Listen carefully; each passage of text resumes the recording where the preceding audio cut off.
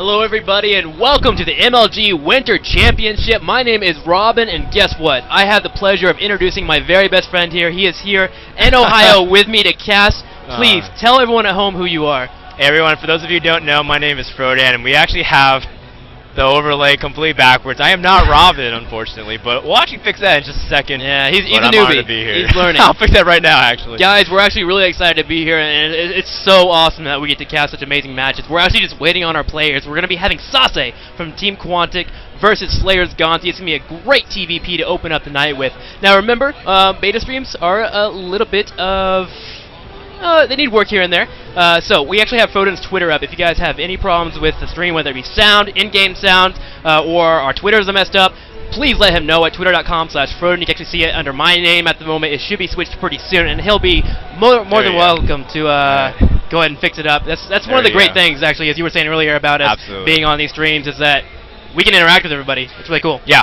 So guys, all throughout the weekend, not just on this stream, but I want to be able to interact with you guys, just be able to send us a tweet or some kind of message, and if anything's technical issues, if you have any questions about games or anything about related to brackets, you can ask me, you can ask Tim on his Twitter as well. We love to have interaction because, of course, we work with other organizations like Playhim, and the number one thing we value is interaction with the people. Yeah, with the community, for sure. Like, that's always been something that's really mattered to me, so, Huck needs to make sure to, actually, we're getting messaged by Huck, and that is not us. You need to be going to gameplay 3. So remember, guys, gameplay 1 is going to be having Rob Simpson and Mr. JP himself, and gameplay 3, which is actually to the left of us, will be having Kibbles, who is actually new here as well. I'm really glad he's here. It makes me smile. He's so positive and full of energy, and he's going to be with Tumba. So you definitely have a great lineup of casters for the evening. We also have Silence that should be here soon as well. Had a little bit of trouble with some flights and whatnot, but we're just waiting on the invites from our players.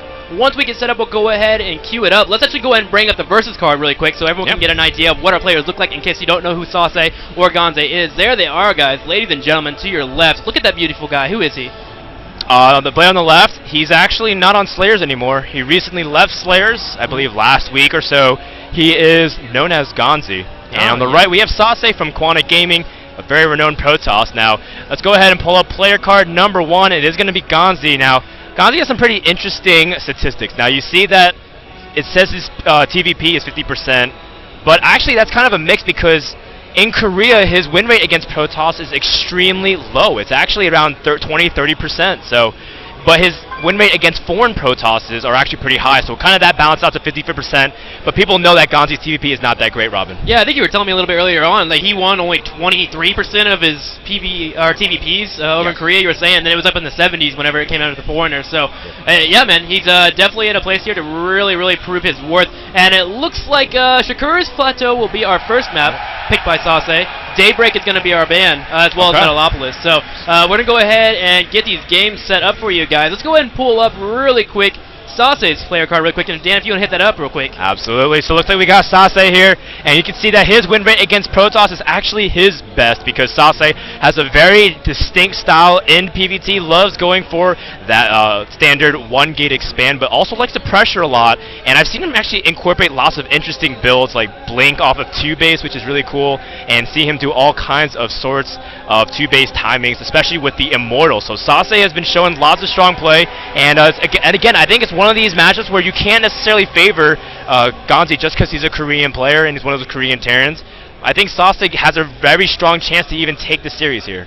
Yeah, definitely for sure, man. I mean, looking at his stats, as you were just saying, 59% in his PvP, but a 65% is his highest, it looks like, as you just said. PvT is definitely most likely his favorite matchups because he seems to win a lot of them. So, just getting the suggested invites real quick. It looks like Ganzi will be playing on Cell's account. That's pretty funny. Gonna go ahead and get ourselves refed up, and we should be ready to go. Let's make sure everyone's ready. RDY question mark. See if they respond. Sase says ready. Ganzi says ready. Okay, good luck, have fun. We're going to go ahead and get these overlays set up really quick for you guys so you have the player card while the game is loading up, but don't worry, you won't be missing out on any action here. Make sure, Frodan, that you throw in that is going to be Shakur's Plateau. Need to go graphics into overlay, should be at scoreboard overlay. There we go, 2012 scoreboard. That should be it. And, yep. Should be a championship open racket 1. We'll go ahead and pull these up really quick, guys. Don't worry, we're going to go ahead and load the game in a couple of seconds. Make sure you preview it and then set it on up. Yep, player 1 should be Protoss. And good, should load it up. There we go, guys. There's the scoreboard. Oh, you got to preview it. Absolutely. There we go. Now save it. And we should be good to go. Go ahead and switch between our webcam and that. Bam! All right. Okay. There you go, guys. There we go. We should be good to go. And there we go. Let's start it on up. In the bottom left corner on Shakura's Plateau. Dan, it's your first game of an MLG. Please go ahead and kick it away. All right. So here in the bottom left, we have a player from Quantic Gaming. His name is Sase. Or Sase, or Sassy, whatever you want to call it. But he is the pink Protoss, but also, actually, he is the Protoss in the bottom left. I know their colors are kind of messed up, but we'll go back and focus on that in just a second. In the top right corner, we have, says Slayer Sella, but it's actually going to be Ganzi, the player who is currently teamless, formerly of Slayers, but still an excellent Terran. Yeah, like you said, he just recently left, and I was actually messing up in the introductions. Totally forgot about that. Yeah, man, he's going to be here in MLG, going to have to prove himself. Maybe he can get with another team. I think he actually was in an interview and said he was looking for some kind of foreign team to hop on with. So we'll see what exactly he plans to do in terms of build orders and whatnot. We'll have to force him to do red and blue next time. So checking down here, looks like we have our first racks being created on top of the ramp here for Ganzi. So looking pretty darn standard, nothing too crazy, nothing too fishy from our two players. Looks like they want to go ahead and set themselves up for a normal early game. Yeah. Now keep in mind that with Ganzi's kind of playstyle, he likes to play more of a dissection game. He loves drops specifically, and he loves multitasking. Especially because even dating back to his Brood War days, Ganzi was a fantastic Brood War player, not necessarily the upper echelons of Brood War pros, but still had very strong multitasking, and that's why he favors a race like Terran. So it would not be surprised to see him go for the 2 bases really quick, get his medevacs out around the 8-9 minute mark, and then be able to really try to pick apart Sase. Yeah, well, right now we have the second gas being thrown down here from Sase right after a Sarbanet score, so everything's looking nice and PG clean. And checking over into Ganzi, do we don't have anything quite yet in terms of another Rax, any gas being thrown down, so looking like it's going to be a 1 Rax expand. The question is whether or not he's going to throw it on the low ground. We've seen a lot of Terran players not even caring anymore and just straight up throwing it down, because in all honesty, Protoss doesn't really have any type of early aggression to really punish it. Yeah, so now Sase shows second gas, and honestly, just because for the most part, Terran can see it without any kind of hindrance, just because Protoss can't really get a way to chase that SCV out directly. And so he sees 2 gas, but more importantly, we can check the chrono boost on the Nexus, and it shows that Sase only used 1 on his Cybernetics core, and he has 1 left. So the fact is, Sase is actually chrono boosting out his Cybernetics core, but still saving up a considerable amount of minerals. So he looks like he's going to go ahead and 1 gate fast expand. But he's actually doing it with 2 Zealots, which is actually kind of an interesting change-up, because normally we see a Zealot Stalker, a little bit more aggression, especially because when you scout Terran, going for a gasless fast expand, you're able to have that flexibility, but Sase's playing more defensive and safe, and I like that. Yeah, both players really set themselves up for a mid-game. They're both going to be really powerful, it looks like, so they'll be clashing around then. Right now, we have Ganzi over here, getting pretty defensive as well, has his own bunker up, loading up the 4 Marines, checking over into his main. Looks like he is throwing down another Rax as well, and has done double gas. So the question is, will he be going 2 Rax into a factory? That's a possibility. The 1 Rax factory became a little bit popular for a while. Go ahead and go straight into Starport and get out some tech in terms of that regard. But second Rex still here. We'll see if he's going to be throwing down a 3rd one. That's a possibility as well. Command Center should be finishing up pretty soon, and there she is, all nice and beautiful, ready to go. Orbital being morphed in right away, and as you called it, we have the Nexus already down at the natural. Well, this is an interesting follow-up from Sase. He's actually going for 2 gateways directly after his 1 gate, and he is putting down his proxy pylon, so he could go for a mini aggression here, just try to see if he can poke in and really check how many bunkers Ganzi has. If he only has 1, Sase could actually even break through and really punish Ganzi for being greedy. Now, we're seeing the immediate uses of gas on double reactors. Now, this is actually really interesting because keep in mind, Ganzi did not have a tech lab whatsoever, so Ganzi actually discovers this pylon and takes it out. It's a very big play, but for the most part, Ganzi has to recognize that Sase is thinking about getting a little bit aggressive here as his units are moving out towards the middle of the map. Yeah, I'm curious if he's going to throw down another pylon. He's moving across the map, as you said, with 2 Zealots, 2 Sentries right now. They're going to have a couple of force fields available here, but with the 1 bunker and a few Marines popping out, reactors about to be finishing up. I believe Ganzi should be okay at holding this off in terms of actually because he killed off that pylon. Reinforcements are going to be a little bit harder here for Sase. So here is the plan. He's going to go ahead and sit out here for a second. Is he bringing a probe? No, that is 3 more Stalkers on their way. Natural, no 3rd or 4th gas quite yet. The plan here for Ganzi is going straight into Siege Take, Sage Mode. Alright, well, looks like Sase, here he goes. Guardian Shield goes up, and looks like the first Zealots are pulled. SCV's immediately evacuating. Now, this is a great move by Ganzi. He immediately leaves, realizing he can't actually hold it because he doesn't have enough strong units to take it out, and that's because it goes back to the one bunker. So Sase, with a very good pressure here. Ganzi, you know, that's just a sign of lack of confidence because he doesn't feel like he can do it. And here we go. Sase actually is not done yet. He's moving up the ramp. The siege tank does push out, which means he shouldn't be able to really go up this ramp. So Sase actually should back off right now. He might pick off a little bit more than he can chew.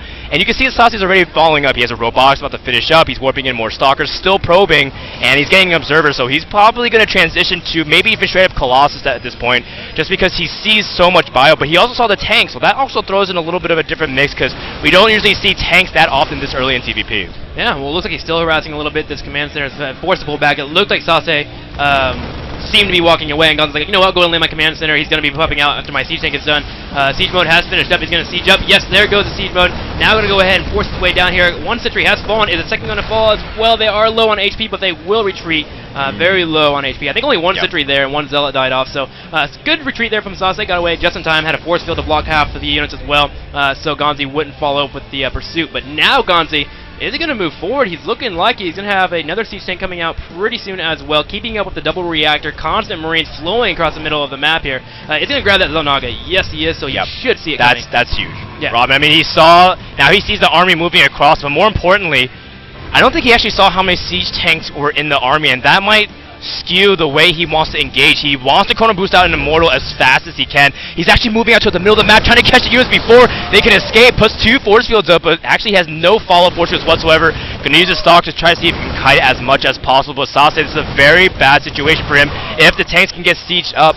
But unfortunately, it looks like Ganzi doesn't really have the position just yet. He's gonna take a kind of a light contain at this point and see if he can catch up economically. He is finishing up an engineering bay as well, but here's kind of the key thing. Sase starting to chrono boost out his Immortal, but more importantly, Ganzi's now starting to get out medevacs, which really gives him more mobility, so he can kind of set up this contain and kind of elevator his way in. And Sase has to be careful not to let Terran camp out too long here, because then Ganzi's going to be able to take over the map.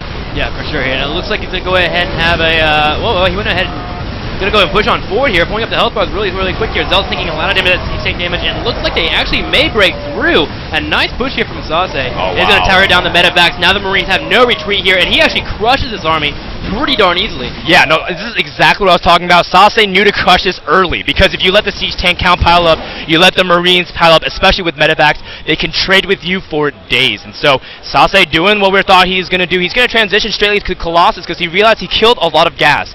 Not only did he kill siege tanks, but he killed a medevac, and another medevac will go down for free. The Immortal was revealed, and right now Sase actually has the timing where he can even bust Terran right now. If we look right now at the front of Natural of Ganzi, he doesn't only has a couple bunkers in production, and you can tell Ganzi is actually extremely vulnerable. And Sase might even just try to see if he can end it right here. He has a follow-up prepared, so keep in mind this is not all in, but this is a deadly timing attack if Sase commits to this. Yeah, definitely, for sure. I mean, the robotics bay falling up as well, so you will have Colossus if he has to retreat in time for terms of defense. And 3 bunkers now going up. Oh, I'm sorry, just 2 bunkers going up for Ganzi here. Going to go ahead and load them up right away. He's going to go ahead and get a drop going as well. I like that play. Try and force your opponent to go ahead and pull on back. And he might have actually brought all of his units all the way across the middle of the map, which means he might be left kind of defenseless at home. Piling down here in the bottom left corner, though, so Sase might be able to see it. Even moving his probe down in the bottom right corner. Is he actually patrolling? Yes, he is.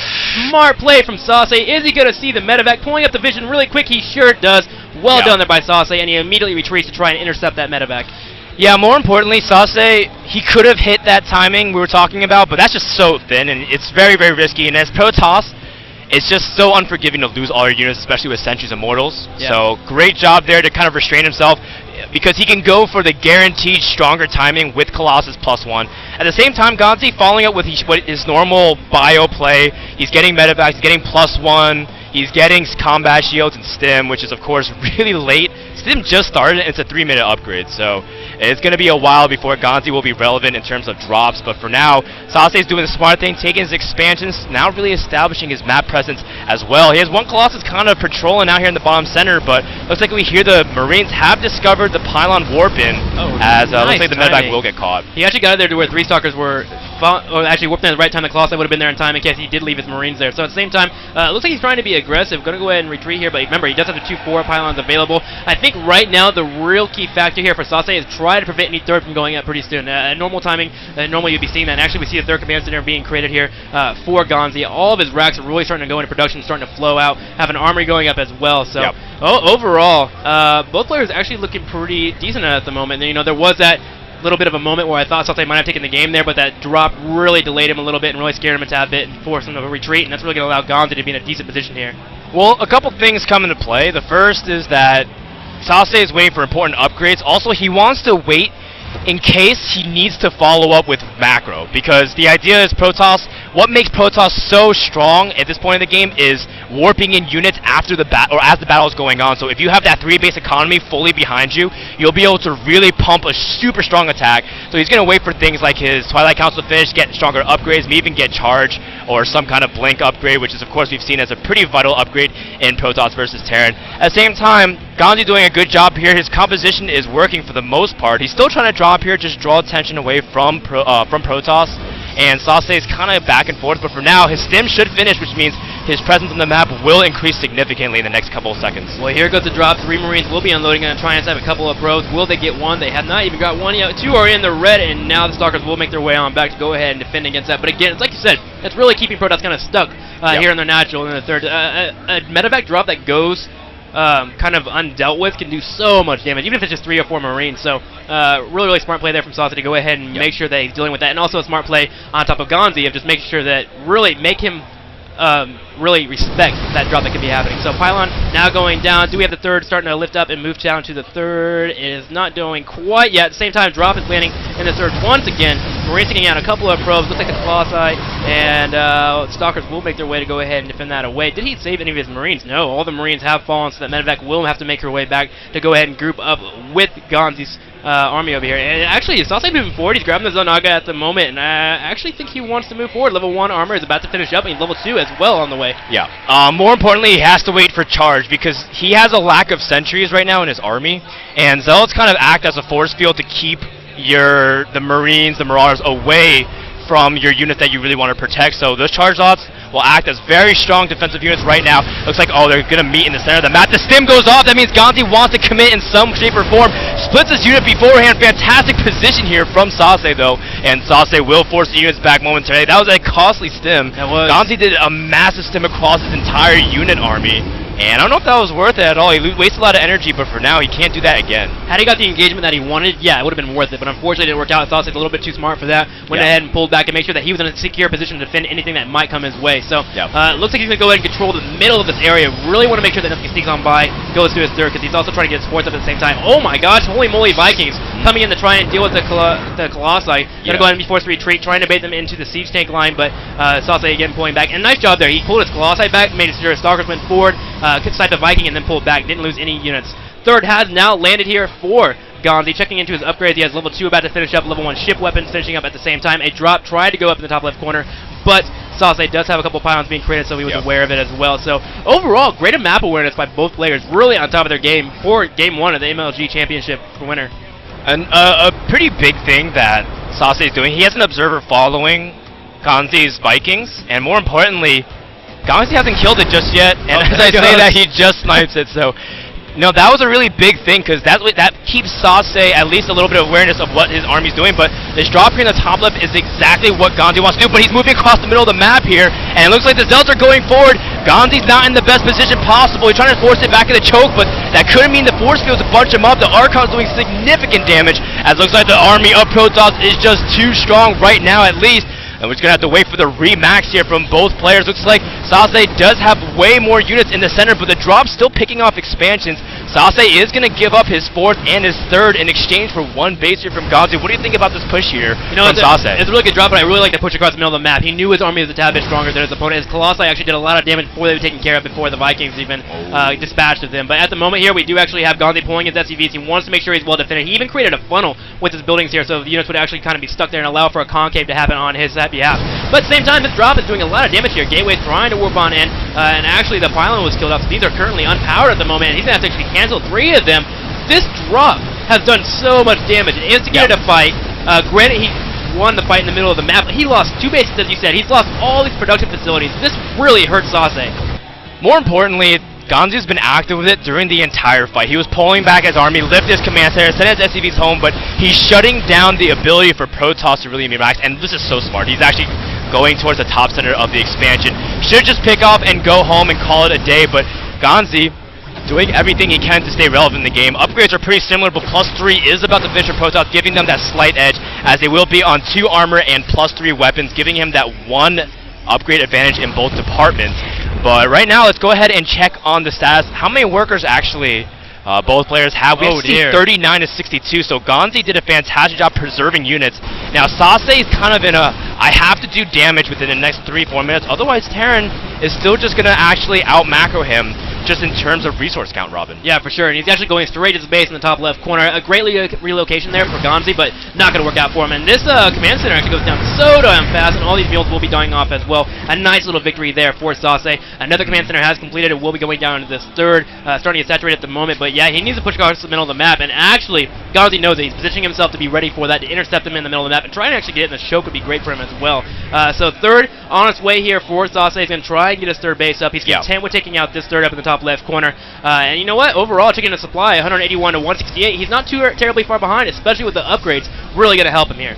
I gotta say that the biggest thing with Sase was that his expansion pathing. Actually, hold that thought. We might actually have an engagement in the center. The master from Ganzi. And it looks like the Archon's in front, which does prevent the cells from being able. A storm does prevent the units from moving out. So a great job there from Sase to disengage. But keep in mind that Sase's expansion here is pretty exposed to the tower. Here. Looks like the charge lots are coming at the perfect time. 2 medevacs from Ganzi just left, which does mean this is the most vulnerable Terran will be, as a huge part of the army does get sectioned off and completely obliterated. Let's check on the drop, though, of Ganzi in the bottom left. He is going to do some damage. Feedbacks on the medevacs, preventing the heals on any of the units, but this should do some critical damage to a lot of important tech. What will Sase do? He is moving across the center of the map. He's going to go ahead and try to stifle more of the Terran economy rather than go back home here, Robin. Yes, do move forward. This third now in trouble SCVs will be killed off. At the same time, his drop is still doing a lot of damage, just not contending with it completely. He's actually setting himself up outside the natural, getting enough units, brought his immortals back as well, because he knew he had enough to go ahead and take out the bases at this third. So even going to this natural and looking over into Ganzi, he's got a decent amount of Marines and Marauders. A couple of Zelts do go in there and do scout it off, and it looks like this drop has been cleaned up. Good game! GGing. Go ahead and pull up the webcams really quick. But a great game number 1 here for the MLG World Championships. Yeah. A couple things that Sase did really well. The fact that he expanded all across the left side of the map allowed him to really divide it. A lot of people sometimes really try to get for those really close expansions by the watchtower, and as a result leave themselves too vulnerable because you leave yourself easy to be dropped. So the whole idea is Sase had great positioning on the map, constantly engaged what he wanted. His army composition was good. Not too many Colossus, just enough Archons, just a couple Templar, a lot of Zealots, Immortal Stalkers. It's beautiful composition. Ganzi played well, but he kind of just didn't able to establish his army, and all of a sudden you could see that how much of an impact the mid-game push was just by forcing him to lift early on. Yeah, and I also like really Sase's ability to commit there. He knew he lost his fourth, he knew he lost his third, he knew he had to do some kind of damage. He took out that third command center, destroyed a decent portion of the army, and he kept his army in the middle of the map to kind of threaten if another third did go up as well. So Sase really doing great there, just committing, knowing his game plan and sticking to it. Looks like we're going to go ahead and get set up for the next map. Antigua Shipyard has been picked